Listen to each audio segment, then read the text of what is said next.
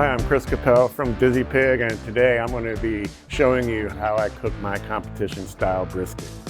It's a popular recipe on our website using our cowlick seasoning.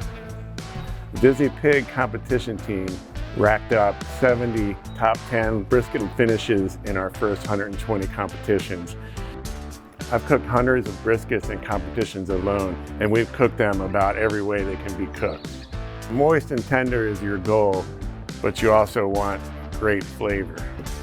Oh, don't forget there are a lot of methods that produce a great product, so you will want to develop your own method that suits your cooker and time frame. This is how I do it on my big green egg. We cook whole packer briskets because barbecue is all about cooking big pieces of meat. Generally, I choose one between 12 and 15 pounds. I want good fat marbling throughout because a cow that skips breakfast is not a good cow. I purchased a prime brisket from Costco because it had really nice marbling. A choice would work as well. Just make sure to check and make sure that it's got some good fat in it. I'm getting ready to trim the brisket, which has two main muscles. This one on top with the grain going this way is the flat. On the other side, you'll see this big lump up here. That's called the point, or the decollete. And that's the real fatty, really delicious, decadent piece of meat. When I'm trimming, I want to get all the membranes and all the fat off of the top because I want the seasoning to become part of the meat.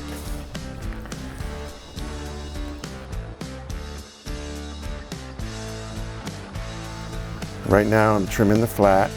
I want to get all the membranes and fat.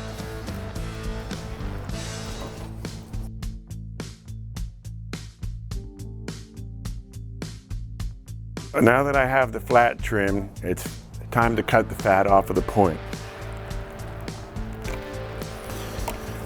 I'm going to leave all this fat that's on the back, on the bottom side of the flat, and I am going to be cooking this fat down. Whatever you might have heard about cooking with fat up so that the fat will baste the meat, don't believe it. I'm going to be cooking this fat down on my big green egg because the heat is coming from below and I want to protect the meat from overcooking. So I'm going to leave the fat on the back of the flat, but I'm going to cut the fat off of the point because I want to get a good flavor bark on my point. There's a lot of fat on the point, so you'll be trimming a fair amount. The grain is running a different direction than the flat. I'm going to stop about here because that's where the point muscle ends.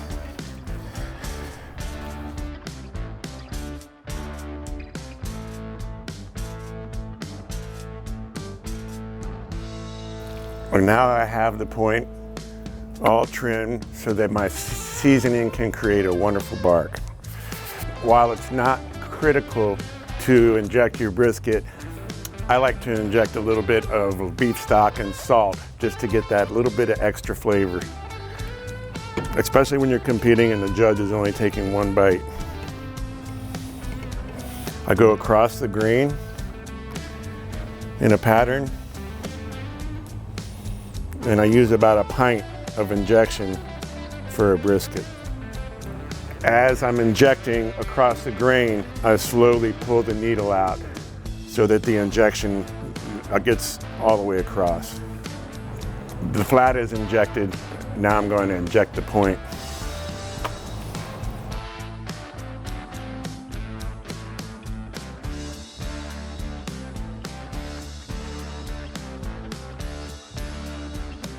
All right, so now that the brisket is injected, it's ready to season. You want to make sure to use a good seasoning that pairs well with beef and can hold up to the long cook. All of our awards have been won using nothing but salt and Dizzy Pig cowlick. Now our seasonings are not heavily salted, so I like to salt the brisket before I season it. I use a kosher salt mainly because it's easy to see how much I'm putting on. I also salt the fat, even though you're not going to eat it.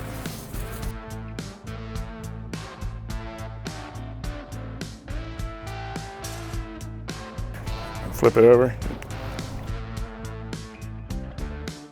I season the brisket liberally on all sides. I generally use about a half a cup of cowlick.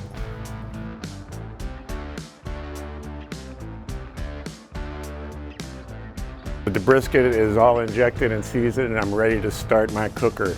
I generally start my egg with a small pile of charcoal so I can get that all going and burning so that I have a good base of coals to start with. I'm laying the charcoal over top of the flame so I don't extinguish it.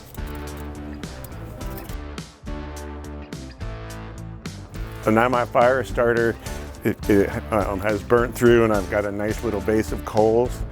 I'm just going to open up my vents wide. Okay, I have a good base of coals. Now it's time to add my wood chunks.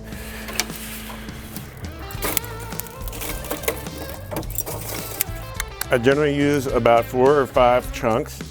A brisket is good with several kinds of wood. I like to use the Texas Classic post oak. You could also use hickory or pecan or cherry. After I have my wood chunks on the hot coals, I'll cover the whole thing up with charcoal. It's a long cook, so you need a fair amount of charcoal. I'm going to close the vents down and come up on my temperature slowly. The smoke is strong and nasty right now. I generally wait at least 30 minutes for the smoke to start burning cleanly. If it smells too strong, it's going to taste too strong. Now we wait for clean smoke.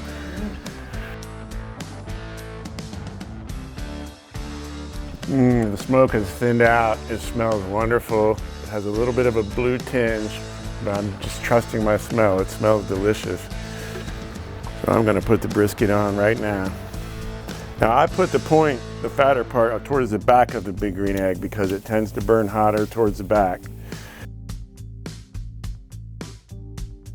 The first stage of cooking the brisket, where we build up our flavor and our crust, can be done anywhere from 220 degrees to 350 degrees. At 350 degrees, it's only going to take about 4 or 5 hours to build up the bark that you need to get to the wrapping stage. At 220, it's going to take about 12 hours to get to that stage. Cooking hot is risky, especially on the big green egg where the heat is coming from below. So I've settled in on 240 degrees for my cooking temperature, which will take about 10 hours. All right, the brisket's been on for about 10 hours. It's 162 internal. We're going to take it off and wrap it.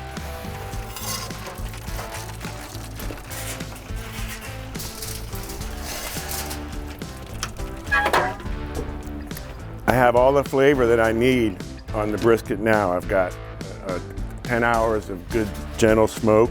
I've got a beautiful bark and crust. The spices are caramelized.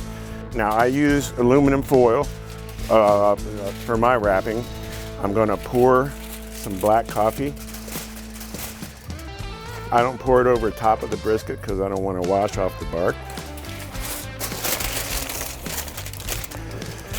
We're going to wrap it tight. Now a lot of people use butcher paper for this, and you can if you'd like.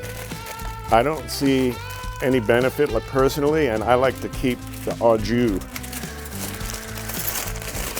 in the foil, and that doesn't happen if you use butcher paper. I'm going to reinsert my thermometer back on the cooker.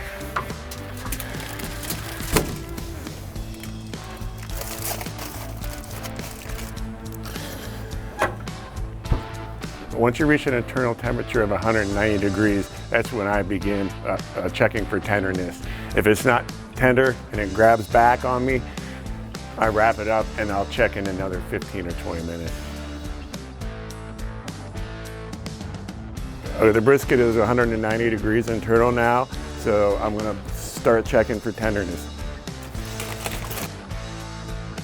It's still a little bit tight right now. It's pulling back on my thermometer probe. It needs more time.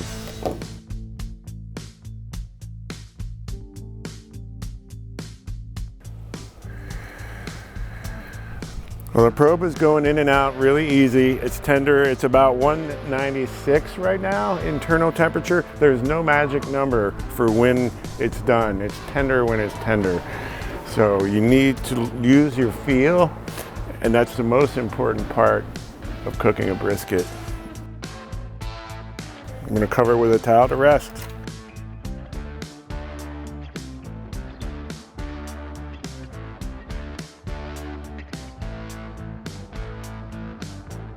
Looks like we're ready to cut into this guy.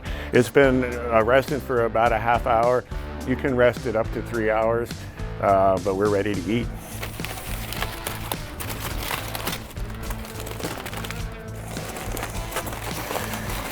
You need to handle it gently when you're pulling it out of the foil. Last thing you want it to do is split in half. All right, so now the brisket is ready to slice. First thing I'm gonna do is I'm gonna separate the point and the flat. There's a fat line that goes right down here. You can even like work your fingers in there.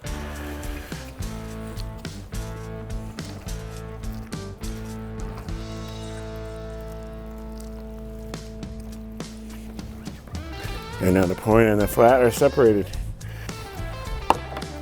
Basically, I serve the point cut into cubes. First I cut against the grain, and then I'll turn and cut with the grain. You can see it's very tender.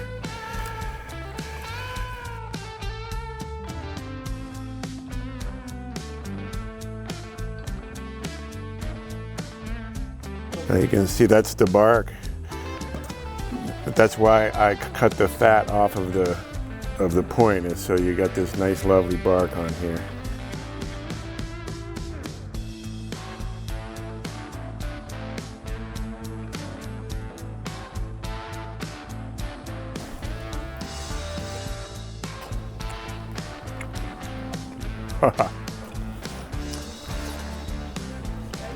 Okay, the point is cubed. Now it's time to slice the flat. First thing I'm going to do is take a lot of this fat off the backside. You can leave a little on there for that nice mouthfeel.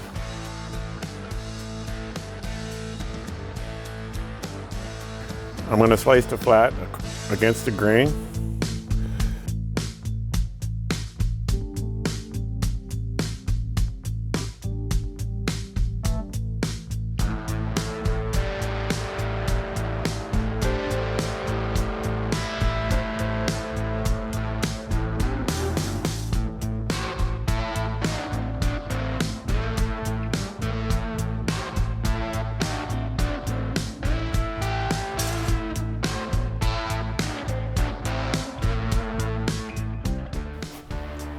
I hope you enjoyed. We'll see you next time.